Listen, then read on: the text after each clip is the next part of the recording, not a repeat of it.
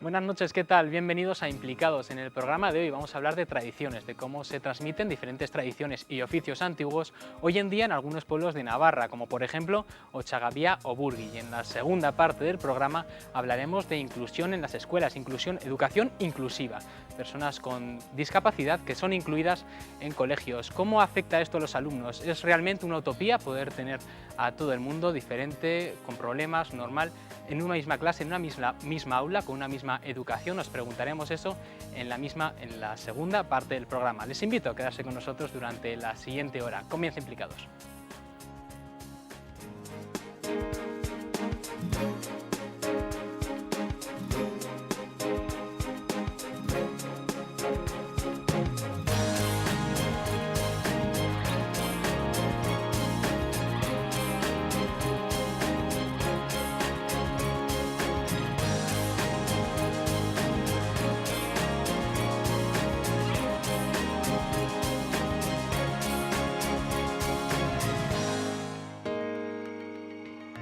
Comenzamos hablando de tradiciones, oficios antiguos y su transmisión hoy en día, diferentes actos que ponen de relevancia estos antiguos oficios en nuestros pueblos navarros. Para hablar de este tema nos acompaña en nuestra mesa Arturo Erlaz, él es miembro de la Asociación Cultural de Almadieros de Navarra. Bienvenido, Arturo. Buenas noches, gracias. También se encuentra con nosotros Yone Villanueva, ella es miembro de la Asociación Oripean de Ochagavía. Bienvenida. Hola, buenas noches. Y a mi derecha se encuentra Félix Sanz, él es miembro de la Asociación Cultural de Almadieros Navarros y además es escritor de libros como por ejemplo Burgui, un pueblo con historia, o Viejos y Nuevos Relatos. También intenta transmitir estos antiguos oficios, estas antiguas tradiciones a través de sus libros. Bienvenido, Félix. Buenas noches, gracias. Y a mi izquierda se encuentra por último Sergio Ichaso, también es miembro de la Asociación Oripean de Ochagavía. Buenas noches. Buenas noches. Para empezar el debate, lo primero es ver el origen de vuestras asociaciones, cómo surgen. Arturo, ¿por qué se os ocurre formar la Asociación de Almadieros de Navarra? Pues Burgui ha sido siempre un pueblo de braceros, de mano de obra, lo mismo en la ganadería que en la madera. Antes de las carreteras y de que hubiera otra forma de sacarla de los montes y llevarla a los sitios de destino, pues el río era la autopista moderna, por llamarlo de alguna forma. Y la gente buscaba sus argucias pues para trasladar la madera de un lado a otro. En el Valle Nuestro era lo que se llamaban las almadías, también en Salazar, aunque en la Ezcua sí eran más pantanadas porque soltaban los maderos sueltos por el río, pero bueno.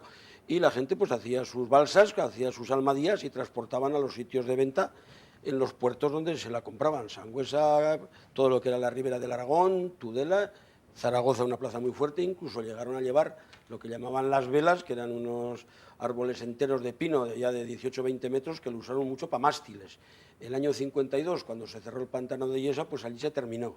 Y allí en Burgui hemos tenido la suerte de contar con gente que vivió unos cuantos años del oficio de almadiero.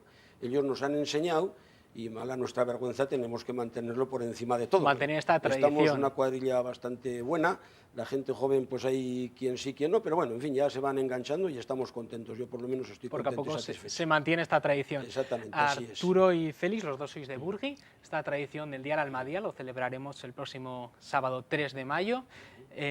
Félix, este Día de la Almadía que se viene celebrando desde hace varios años, ¿cómo surge? Y te quiero preguntar, a lo largo del tiempo, ¿la afluencia de gente es mayor? Bueno, que surge, diríamos, inmediatamente, aunque antes ya hubo 2 días en que se bajó Almadías, pero surge más o menos hacia 1992. Y el primer impulso que lo da es un sangüesino llamado Javier Beunza, que es muy entusiasta de estas cosas de las Almadías. Posiblemente se implicó con Burgui porque Burgui tiene una presa muy vistosa de cara al Salto y el marco es extraordinario y entonces debió fijarse en ello y desde entonces están bajando y más o menos pues estaremos 22 años o así que se está haciendo esta tradición. Con un acto que atrae mucha gente cada año. Trae mucha, sobre todo digo que hace unos años era ya casi multitud, hasta 8 o 9 mil personas y tal se juntaban e invadían el pueblo, ¿no? Actualmente menos, supongo que es sobre todo porque en los últimos años la climatología no ha sido demasiado benigna, pero vaya, suficiente, y además todos van con gran ilusión. Con gran interés también No por solamente conocer. los mayores, sino también los niños, que quieren montarse en la Almadía, comenzar a remar y tal, como hacíamos cuando yo era, por ejemplo, de su edad. Con gran interés también por parte de niños y de jóvenes. Bueno, Bueno, de jóvenes también diremos, claro que sí. vale, también diremos. Luego Sí. nos preguntaremos acerca Sí. del interés de los jóvenes sobre estas tradiciones. Ione, vosotros sois de la asociación Oripean, lo iba a pronunciar mal, Oripean de Ochagavía. El último fin de semana de agosto, más o menos, celebráis esta fiesta. ¿En qué consiste?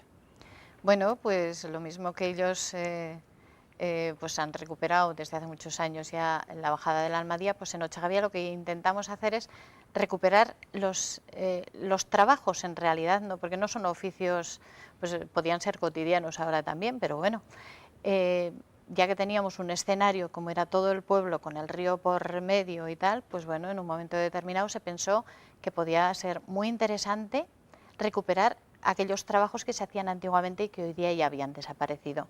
Y bueno, pues ya con la implicación de todo el pueblo, al final lo hemos conseguido. ¿Se implica Sí. todo el pueblo? ¿Se implican de pueblos vecinos también o es exclusivo de Ochagavía? Sí, sí, está abierto a todo el que quiera venir. Y de hecho, los almadieros de Burgui vienen ese día también a participar, porque en Salazar no hay almadieros ya, y entonces ellos nos echan una mano, demuestran cómo, y hacen la demostración de cómo se hace la almadía. Está abierto a todo el que quiera venir. Sí, sí, no Una hay recreación ningún... en vivo, ¿sí? Vivir un día Sí, como sí. se vivía hace 100 años. Exactamente. ¿Cuáles, Sí, sí. Sergio, cuáles serían estos oficios que podemos encontrar en Ochagavía durante este día? Pues hay diversos, como puede ser, no es un oficio, igual es más una tradición que en el norte de Navarra está muy arraigada, como puede ser el matacherry. Pues se hace una recreación, se lleva el cerdo muerto ya, pues por temas de sanidad, y todo el resto del trabajo que se suele hacer, pues hace ahí una especie de exposición para el que quiera ver, y se puede ver.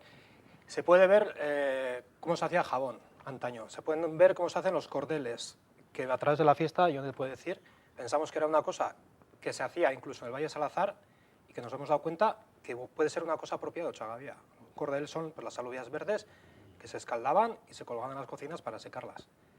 ¿Qué más puede ver? Pues todo el tema del trabajo de la lana, desde el esquilo hasta que sale un calcetín. Por ejemplo, pues todo el tema del cardao, del peinado, del trenzado, pues todo lo que puede venir. ¿Qué más? Pues todo el tema de la ganadería. Pues la transhumancia, se recrea una transhumancia como la subida al puerto y la bajada de la ribera. Hay animales como si fuese una feria. También pues están las mujeres que lavaban antes en el río, que siempre hemos oído hablar, yo por lo menos en casa. Joder, antes se lavaba con cenizas, la comporta, no sé qué. Joder, pues ¿eso qué es?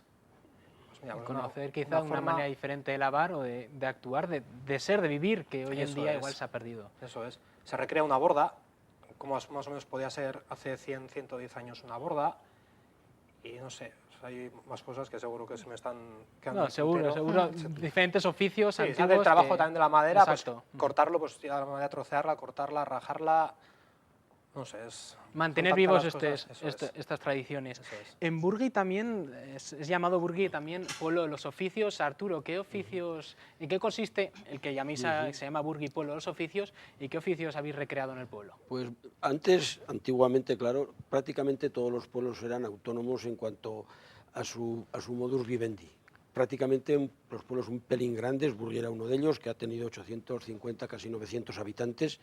En Burgui había y sigue habiendo una panadería que, por cierto, es de las más antiguas de Navarra y podemos presumir de comer un buen pan. Todavía de horno de leña y bien cocido, como Dios manda, que diría lo.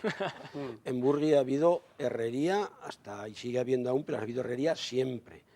En Burgui ha habido un molino y una central, mini central, que daba luz para el pueblo, para las calles y demás. Yo, que aunque soy más joven que el amigo Félix se acordará mejor, pero yo me acuerdo cuando todavía se molía en el molino. El abuelo Santos, el tío Santos que llamábamos, él molía y se le cambiaba al panadero, a la ordea, al cambio, la harina por pan. Y la pulpa se subía para los animales, para los cerdos, me acuerdo yo perfectamente. Burgui había albañiles, se hacía cal. había varias caleras. Burgui había carboneras en el monte, que se hacía carbón. Todo eso se ha recreado. Se ha hecho un pequeño parque de los oficios. Había una nivera, que le llamábamos en el argot, que era donde se guardaba la nieve, que se almacenaba en invierno. Ponía capa sobre capa y paja, nieve, paja, se apisonaba bien, ahí están todos los aparejos para machacarla y demás, y, perdón, y luego se sacaba en subasta, para que se daba una concesión. Allí se guardaban los pocos medicamentos que había y luego pues para alimentos y demás. Todo eso se ha recuperado. Se ha recuperado los antiguos oficios de las primeras aserraderos de madera un poco ya automatizados, por así decirlo. La sierra de madera en vertical, que la trajeron los santanderinos, y un pequeño aserradero movido por una pequeña polea que se utilizaba con agua y que luego iba con una manivela, también se ha recuperado. Nos queda un poco pendiente que también en su día se hicieron las tederas, que llamábamos nosotros los tederos, que con las zocas de los pinos se hacían destilaciones, y eso está un poco pendiente todavía, pues a ver si logramos conseguirlo. Y hoy en día se pueden visitar todos. Hoy en día están en el Paseo de los Oficios, está todo marcado y bien detallado y con su de visu propio, y están hechas a escala natural y con un panel de explicación. La recreación a escala natural. Exactamente, a escala natural y con un panel de explicación que todo el mundo paseando lo puede ver y entender perfectamente. Félix, ¿por qué desde la Asociación Cultural de Almadieros decidís crear esta recreación de los antiguos oficios? ¿Qué necesidad veis? Bueno, no sé si es desde la asociación o también por otros conductos. En primer lugar, y aunque sea falta de modestia, pero de esto, por ejemplo, de la nevera, yo, por ejemplo, y creo que en Burgui nadie, no teníamos idea de ni que hubiera existido nunca. Llamábamos nevera, pero allí se echaban los animales muertos. Entonces, indagando en el siglo XVI y tal, en la historia, pues venía perfectamente cómo entonces guardaban allí la nieve, cómo cogían la nieve incluso para refrescar el vino los cofrades en la Virgen de la Peña en septiembre, y cómo lo iba vendiendo el nevero, porque todo entonces salía a subasta, cómo lo iba vendiendo pues a tanto la onza.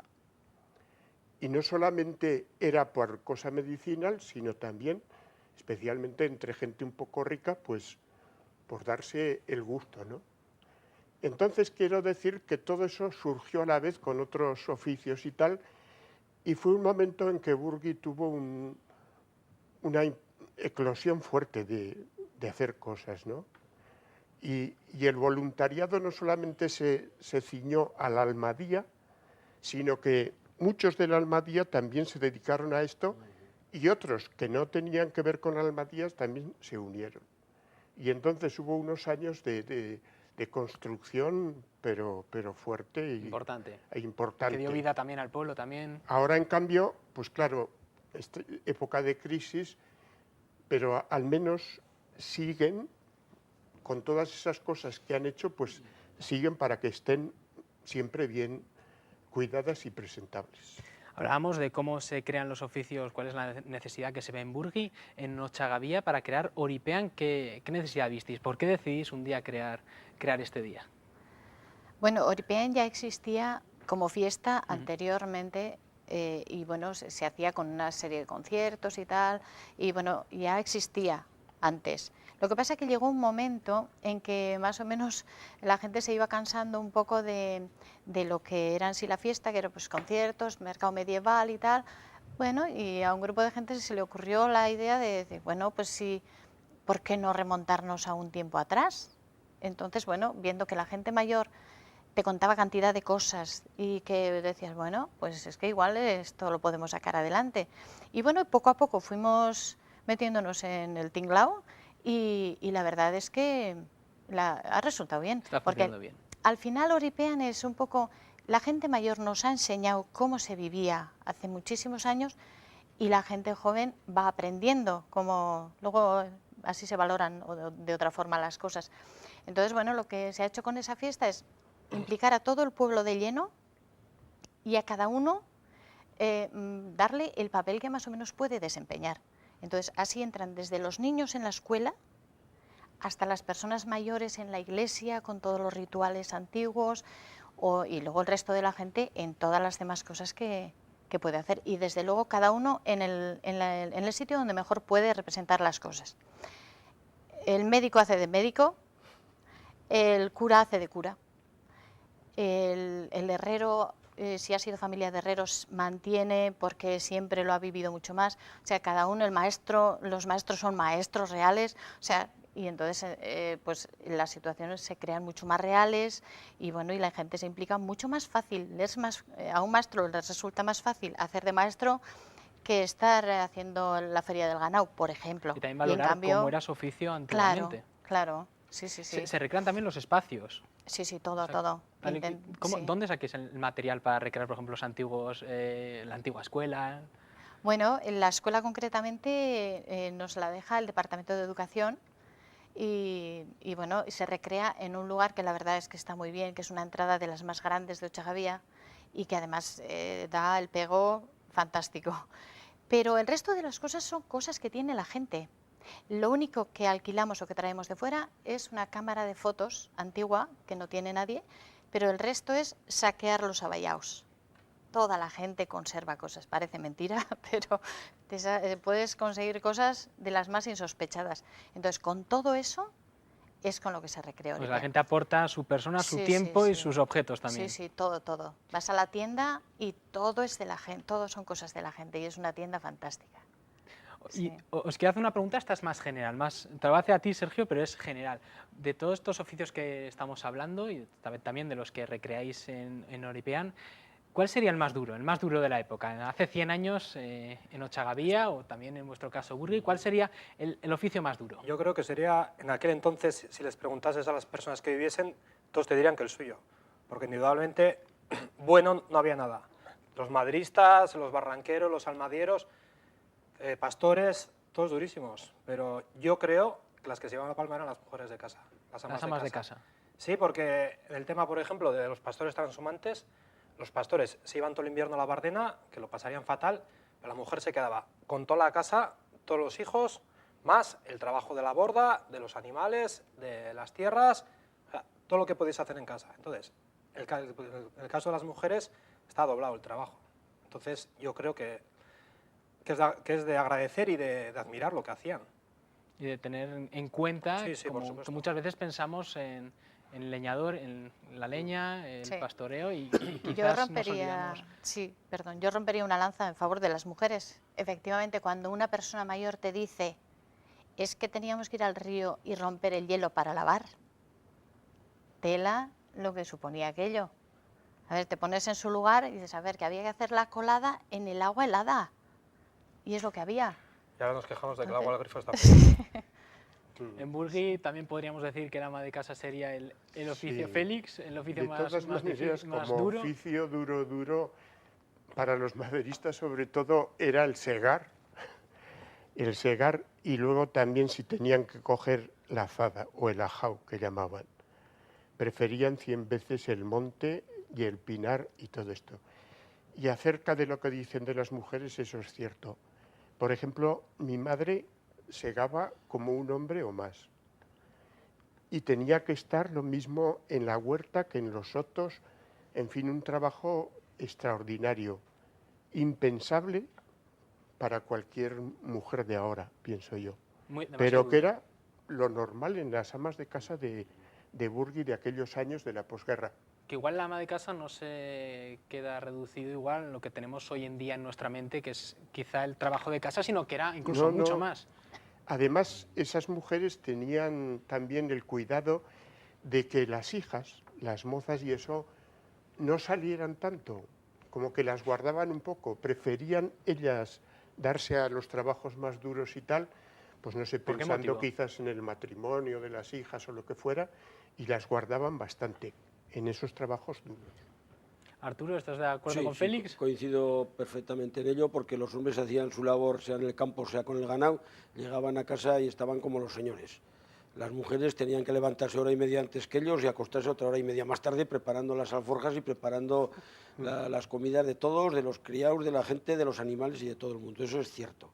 Y muy acertado lo que ha dicho Yone, hay que romper una lanza por toda esa labor callada de generación tras generación, y hoy día la mujer ya para adelante, y eso es importante tenerlo en cuenta, ratificarlo y hacerlo, y explicitarlo. Sí, Poco sí, agradecida muy en aquellos importante. años, ¿no? Y poco agradecida. eso te digo, nada, Sí, poco no nada, nada. Por eso. nada. Por eso es importante explicitarlo y romper una lanza por ellas. Como por he favor, dicho de las yo. mujeres también. Perfecto. Que el día de Oripean también tendréis el papel de las mujeres, aparte de lavanderas, bueno, quizá ahí se incluye, digamos, la ama de casa en lavanderas, como... Sí, sí. Exacto. Es Que que- iría todo ahí... Es que sí, excepto en la feria de ganado, en el resto de los oficios están las mujeres. Junto con los hombres, por supuesto, pero si vas a la borda hay mujeres, vas a hilar hay mujeres, vas al matacherry hay mujeres. Es que es todo. Van los animales por la calle y van mujeres. Sí, está la mujer plenamente integrada, además creo que con todo merecimiento en la demostración de una vida que ha sido durísima para todos, ¿eh? En aquellos valles pues la vida era como era Y que es, y que ahora, bueno, pues es bueno recordar Sí. con estas acciones, con estos, en este programa hoy, pero también con esto del día de Oripean, en Burgui también con los oficios, estos oficios antiguos, este modo de vivir, que también nos hace ver un poco cómo somos nosotros ahora también. Somos lo que hemos sido y eso es bueno conocer. Eso es bueno que los jóvenes conozcan también. Y es una de las preguntas que hemos hecho esta semana en la calle, hemos salido, hemos preguntado a la gente si realmente se están transmitiendo bien las tradiciones, los antiguos oficios y las antiguas tradiciones en los pueblos a los jóvenes. Estas son las respuestas que nos hemos encontrado. Yo creo que sí, que se publica en prensa y tal, y la gente joven se interesa por ello. Yo te puedo decir, en el caso de mis hijos, de mis yernos, que sí, que creo que sí. Y la prueba yo creo que es que van muy a menudo también personas jóvenes cuando hay acontecimientos de este tipo. En los pueblos, bueno, yo creo que según qué pueblos sí, según qué pueblos no.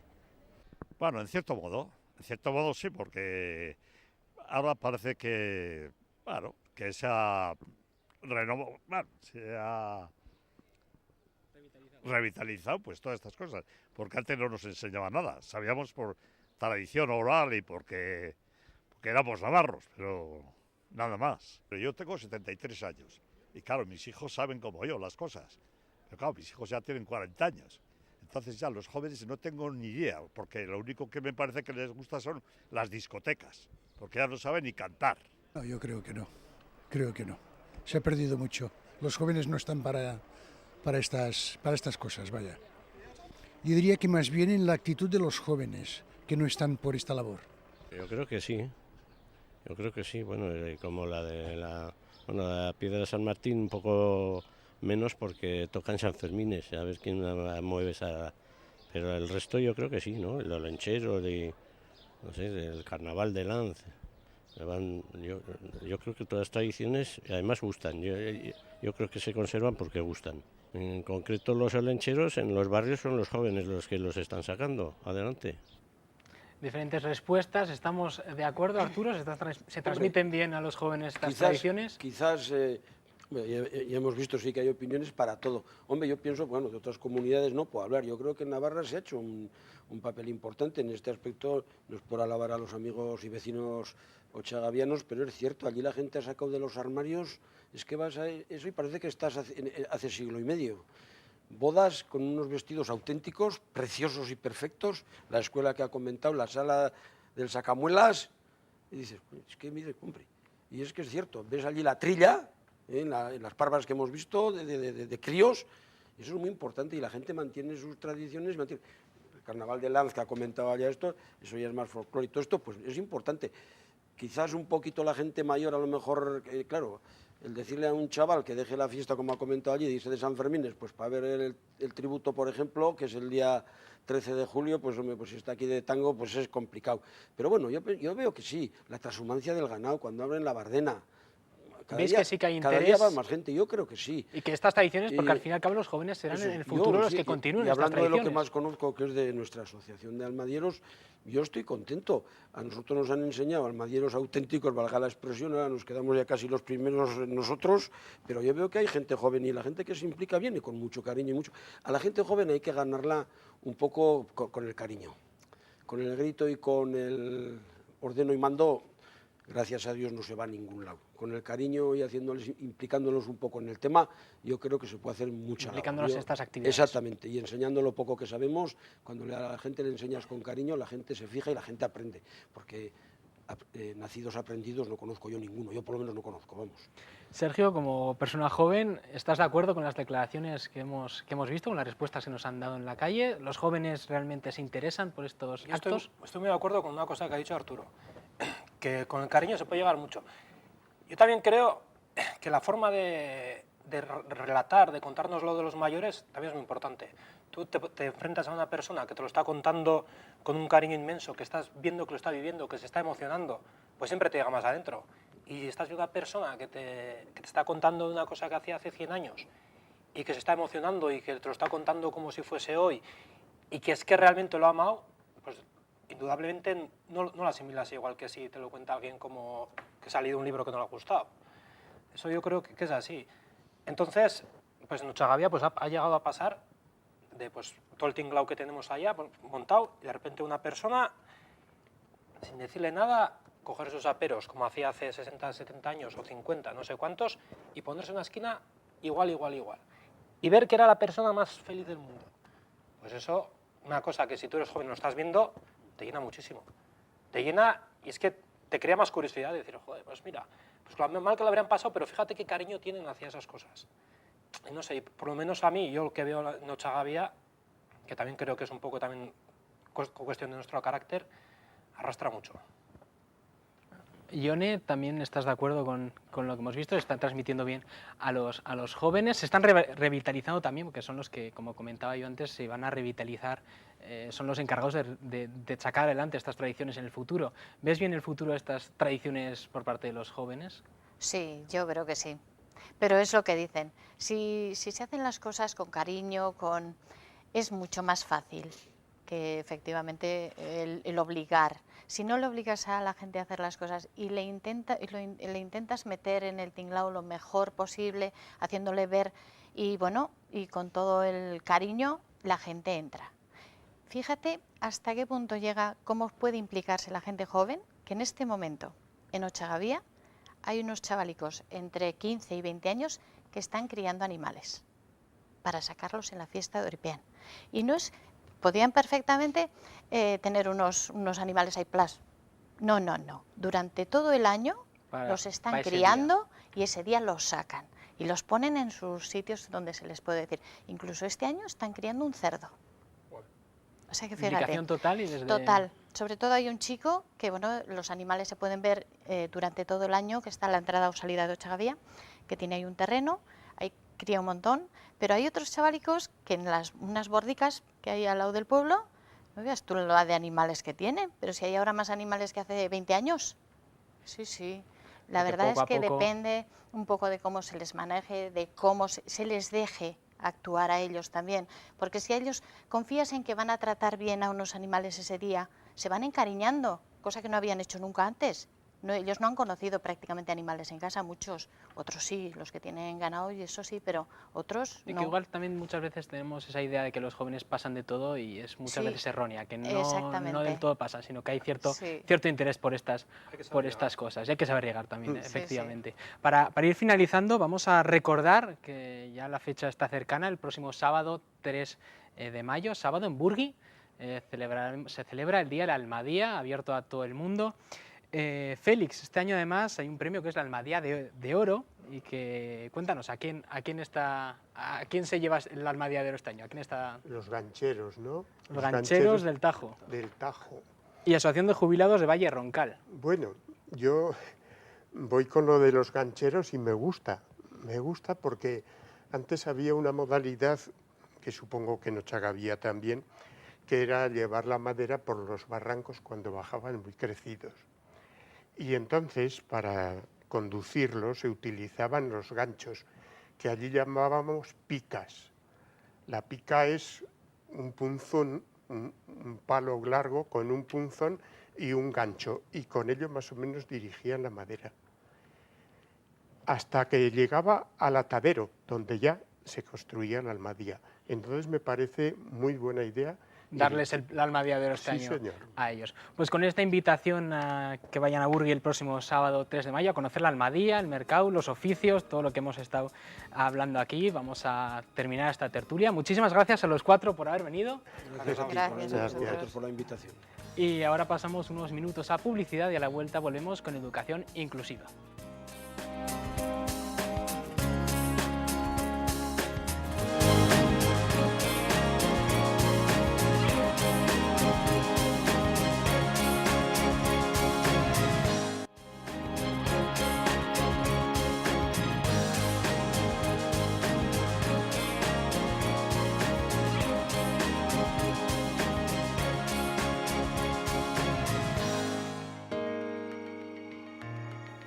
Regresamos y vamos a hablar ahora de educación inclusiva. Para hablar este tema tan interesante, tan actual también, tenemos en nuestra mesa a Miquel Ilundain. Él es periodista, profesor de secundaria en el Colegio Jesuitas de Pamplona. Bienvenido, buenas noches. Buenas noches.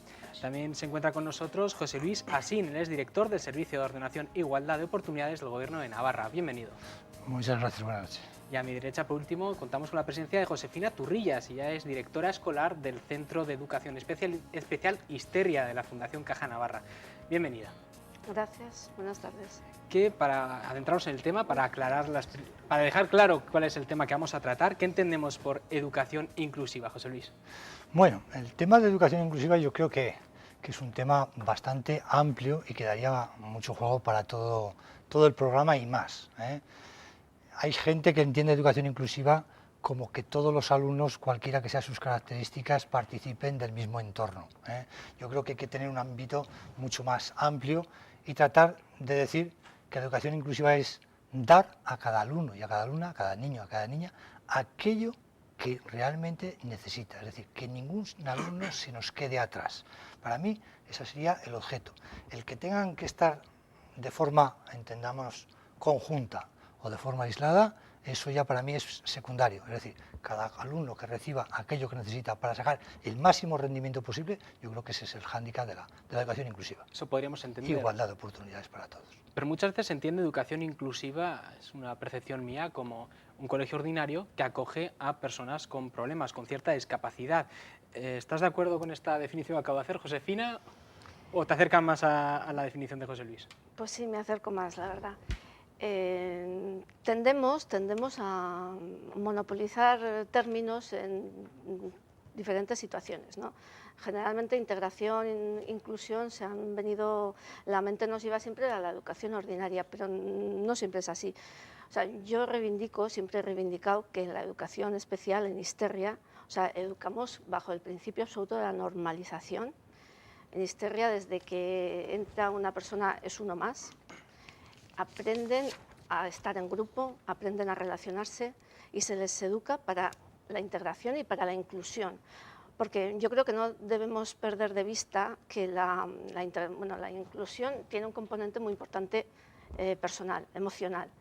O sea, yo no estoy incluida en un grupo, si yo no me siento incluida. O sea, entonces, yo creo que el centro específico aquí tiene una labor importantísima y es el hacer que estos alumnos que llegan, o sea, cuando llegan, nuestra tarea es, primero, conocerlos, porque necesitamos elaborar su plan de aprendizaje para el paso por el colegio, pero casi más fundamental para nosotros es que ellos se conozcan, que se acepten, porque es un paso fundamental. A veces pinchamos burbujas que vienen muy protegidos, situaciones familiares, situaciones del entorno que se les tiende a proteger.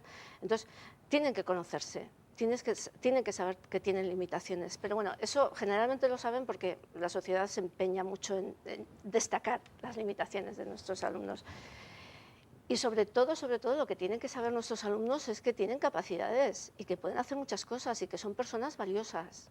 Entonces, cuando conseguimos que nuestros alumnos se sientan bien consigo mismos, yo te aseguro que conseguimos la inclusión, porque esa persona en un grupo se siente bien, está bien. Entonces, no es tanto el hecho de dónde se eduque, es cómo se eduque. O sea, a mí no me parece tan importante como, me parece que en los dos modelos, tanto en educación especial como en centro ordinario, se trabaja mucho, muy bien, me atrevería a decir que muy bien. El problema es ese, que para cada alumno hay que buscar lo que, como decía José Luis, la solución que a él, la necesidad que tenga él. Le convenga. Lo que más le convenga, sí. Recordamos, Histeria es un centro de educación especial. Miquel, tú eres profesor de secundaria en Jesuitas, hemos dicho, un colegio, podemos decir, ordinario. Y cuéntanos un poco, ¿cuáles son las unidades de educación especial que tenéis en el colegio? Bueno, antes de nada, estoy de acuerdo con lo que han dicho mis compañeros, ¿no? Yo creo que son dos patas del mismo banco, ¿no? Si queremos la inclusión, por un lado tenemos que atender todas las necesidades específicas de cada persona, ¿no? Con sus propias capacidades, y luego la parte que más veo yo en lo que es el centro también, bueno, hacer que el resto de chavales, ¿no? En este caso en la educación, bueno, pues vea también, ¿no? Como personas normales y corrientes a sus compañeros, y es lo que hacemos en el colegio, ¿no? Tenemos dos unidades, que son la UTE y la UCE. La primera, de transición, es la que, bueno, están los chavales que tienen algún tipo de discapacidad durante la etapa de infantil y primaria. Tienen su propia clase, sus propias tutoras, pero sí que comparten actividades con chavales del resto del curso, o grupos de juegos en los ratos de ocio. Y luego tenemos, bueno, ya una vez que llegan a la adolescencia, que es un poco cuando más dificultades generalmente, ¿no? Aparecen en eso que hablaba sobre los sentimientos, o cómo se siente cada chaval. Pues ahí ya se estudia cada caso y se ve si pasa a la ESO, a la unidad de currículo específico, o ya va a algún centro especializado. Eso es, especializado. ¿Qué beneficios aporta este modelo de inclusión que tenéis en el Colegio Jesuitas, tanto a la persona pues, con ciertos problemas o con cierta discapacidad, como a las personas que no lo tienen? ¿Qué aporta? ¿Qué beneficios obtienen? Hombre, yo creo que el beneficio es doble, ¿no? Como comentabas, por un lado, las personas que tienen bueno, necesidades específicas o algún tipo de discapacidad, bueno, les pone en contacto con iguales, ¿no? Les permite, bueno, estar en contacto con otros chavales que tienen simplemente capacidades diferentes, ¿no? Mejora, vamos, en mi experiencia en el colegio, yo creo que mejora o ayuda, ¿no? A mejorar las habilidades sociales de estas personas, siempre, claro, dependiendo de cada caso. Hay casos más difíciles que otros, y luego, sobre todo a los chavales que están en el aula ordinaria, les flexibiliza mucho la mente, ¿no? Les cambia la mirada. Una mirada que históricamente ha estado llena de prejuicios, de miedos, de tópicos, incluso de compasión. Bueno, la naturaliza, o es lo que se intenta desde el centro, claro. Luego cada chaval lo ve de una manera, pero es lo que se tan mala se puede intenta. ser, digamos, tener prejuicios como la compasión, que igual puede hacer mucho mal, digo. Eso es, sí, no, es lo que hemos visto, ¿no? Hace años, o bueno, cuando yo era estudiante, además en este mismo centro, bueno, pues mi generación y la de ustedes, bueno, pues tenía otra mirada, ¿no? Hacia personas que tenían otra discapacidad, una discapacidad. Aparte de esta aceptación, esto lanzo una pregunta general, ¿no es un poco utópico pretender que chavales con diferentes capacidades, diferentes habilidades, pero una diferencia pues, muy grande, lleguen a estudiar en un aula juntos sin que se ralentice el ritmo de aprendizaje del resto de estudiantes? Josefina. Hombre, la realidad es que es complejo, es muy complejo. Yo te puedo decir que en mi colegio tenemos unidades, bueno, al final son aulas de alumnos entre 5 o 6, dependiendo la tipología, las características de los alumnos, ¿no? A veces se nos hace difícil llegar a todos. Los profesores siempre están, es que no me da tiempo, es que no llego, es que... cuando al final estamos hablando de números pequeños y al final características, bueno, en muchos casos similares. Entonces, pretender llegar a unos objetivos como los que se requieren en la educación ordinaria, que es muy exigente, con sus evaluaciones, y pretender en ese grupo tener, hombre, a mí me parece complejo, sobre todo porque nuestros alumnos, cada uno aprenden diferente, no aprenden, ni entre ellos aprenden igual. Nosotros en ese sentido estamos trabajando mucho porque sabemos que todos tienen un camino diferente de aprendizaje, ¿no? Entonces, Intentamos investigar, tratar temas como la evaluación neuropsicológica, el entrenamiento cognitivo. Intentamos a veces volver un poco hacia atrás en el aprendizaje, porque en los colegios se empieza en un punto, nosotros muchas veces tenemos que ir hacia atrás, ¿no? Entrenar funciones cognitivas, que muchas veces es lo que les impide, o sea, el no haber llegado a un punto en ese entrenamiento les impide aprender, llegar a otros aprendizajes, ¿no? Entonces, bueno, a mí me parece complejo porque ya en el centro específico que nos dedicamos específicamente a ellos y a investigar cómo educarles mejor, cómo buscar nuevas estrategias, cómo buscar nuevos métodos. O sea, estamos siempre, ahora mismo estamos, me parece, los profesionales, los profesores de historia en general profesionales, estamos inmersos en más de 10 proyectos de trabajo para ellos, todos para ellos, unos con ellos, teatro, educación artística, deporte. Entonces, nuestros alumnos además, está clarísimo, bueno, yo creo que no nuestros alumnos, todos aprendemos con la experiencia, ellos más, ellos aprenden haciendo y entonces nosotros en todos estos proyectos en los que estamos metidos soportan una serie de experiencias que ellos van a ir viviendo que bueno, pues sí se hace difícil. Lo que pasa que bueno, el centro ordinario tiene es un objetivo difícil para el centro ordinario, es un objetivo muy difícil conseguir coordinar toda una clase que tenga personas con diferentes capacidades. Es muy complejo porque exige mucho esfuerzo, mucho trabajo, el hecho de buscar la forma adecuada y además centrarse en la persona. Tienes que estar centrado en la persona. Pero quizá, como comentaba Miquel, es bueno para que vean, que se relacionen, que vean que pueden estar conviviendo, estudiando. A cada individuo, exactamente, pero con personas que igual antiguamente se veían como despreciándolas, como hemos dicho antes, o con compasión, y verlo ahora como un igual. Esta pregunta, José Luis, te la quiero hacer a ti. Realmente hay que... Puedes intervenir vosotros dos en cualquier momento porque es muy general, pero ¿a quién habría que preparar? ¿Hablamos a los alumnos o a la sociedad en general? Pues yo voy a empezar por lo final. Yo creo que habría que preparar a la sociedad en general. Mira, voy a aprovechar para darte algunos datos que creo que merece la pena que la gente los conozca y el público también. Yo creo que vivimos en una comunidad privilegiada. Somos algo más de 600.000 habitantes y tenemos un sistema educativo que goza de buena salud. Tenemos unos profesionales, docentes maravillosos, unos equipos directivos maravillosos y la verdad es que los recursos que está poniendo el gobierno de Navarra, no ahora, los puso, los pone y probablemente los pondrá, son extraordinarios.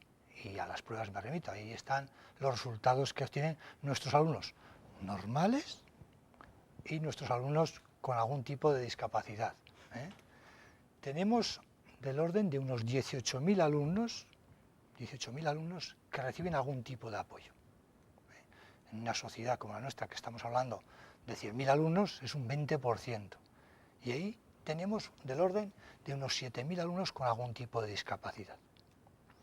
El trabajar con estos chicos requiere recursos, requiere infraestructuras, como por ejemplo Histeria, como lo que ha comentado el compañero, unidades de currículo específico, UCES, UTES, aulas alternativas a centros de educación especial, porque de alguna forma lo que pretendemos es que en Navarra los servicios estén los más vertebrados posibles, que no se focalice todo en Pamplona y en Tudela, sino que esté también todo repartido, que haya centros ordinarios, que nosotros llamamos, que integren unidades de estas características, centros que estén especialmente preparados para recibir alumnado con discapacidad auditiva, alumnado con discapacidad motora. Pero las instituciones vemos que se vuelcan, ponen recursos, pero yo estoy hablando de la sociedad, y ahora, esos padres de las personas precisamente... Ahí nos vamos nosotros, están en nuestro tiempo, están con nosotros, ponemos todo nuestro esfuerzo, la parte que pueden están con el resto de sus iguales, compañeros y compañeras,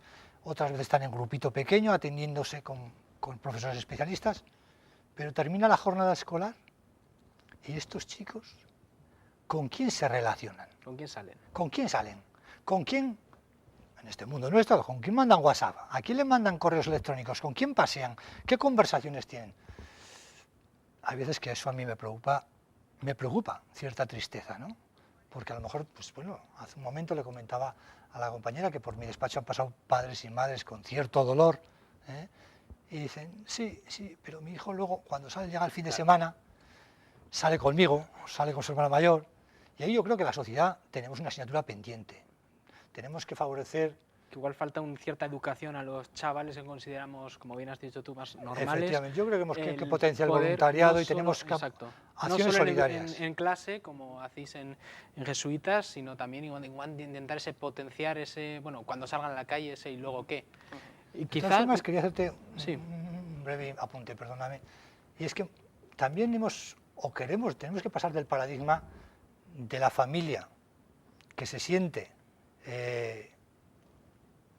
receptora de un hijo o una hija con discapacidad y por lo tanto demanda unos servicios y unos recursos, a ser una familia también decir, eso está muy bien, pero yo como familia, mi hijo, ¿qué puede aportar? Es decir, tenemos que hacer de estos chicos y chicas personas activas, personas que pueden aportar a la sociedad valores, conocimientos, a todos. Y eso yo creo que es una asignatura que la tenemos pendiente. Yo creo que ahí tenemos que apostillar y apostar fuerte. Sí. Bueno, yo me estaba acordando ahora de una entrevista que leí hace poco de Teresa Perales, de paralímpica, una deportista, que comentaba que tuvo que ganar 22 medallas para salir a la calle y que no le dijeran pobrecita. Y eso es así. Yo a veces últimamente hemos hablado un poco de este tema, se han hecho muchas veces jornadas de sensibilización, qué se siente cuando una persona no ve, pues taparte los ojos, qué se siente cuando una persona no puede andar, ¿no? Las barreras arquitectónicas por Pamplona, ir en silla de ruedas. Yo últimamente siento curiosidad por hacer una experiencia de qué se siente teniendo una discapacidad intelectual. Entonces yo un par de horas pondría una etiqueta muy grande a todas las personas que quieran hacerlo en la frente, bien visible, que se lea bien y que en esa etiqueta ponga una dificultad importante que está pasando esa persona. Una dificultad importante, que no la va contando porque él no sale a la calle y dice, me estoy separando, tengo tal enfermedad, no. Entonces, ¿qué pasa? Que nuestros alumnos, su dificultad es muy evidente, Entonces, la sociedad, lo que pasa, cuando salen a la calle, ¿qué pasa? Pues que todo el mundo, muchas veces con buen corazón, yo es que muchas veces con buen corazón, o sea, lo sé, pero muy confundidos, todo el mundo tiene derecho a opinar. Claro. Conozcas o no conozcas, y es un duelo para las familias, es un sufrimiento más pequeña es la ciudad, yo creo que es un sufrimiento para el alumno, porque el alumno está allí y lo está escuchando, y el alumno lo que quiere escuchar es, oye, ¿cómo estuviste el día del teatro? Ahora tenemos algún alumno, acabamos de hacer una representación de teatro, el otro día estuvimos en la Semana Mundial de la Educación, y bueno, personas de educación le felicitaban, se acordaban de él, le felicitaban, entonces él estaba, pero más que, o sea, se sentía persona. Entonces, ¿qué pasa en la sociedad? Ya digo que no es un problema de maldad, ni mucho menos, pero ¿qué pasa?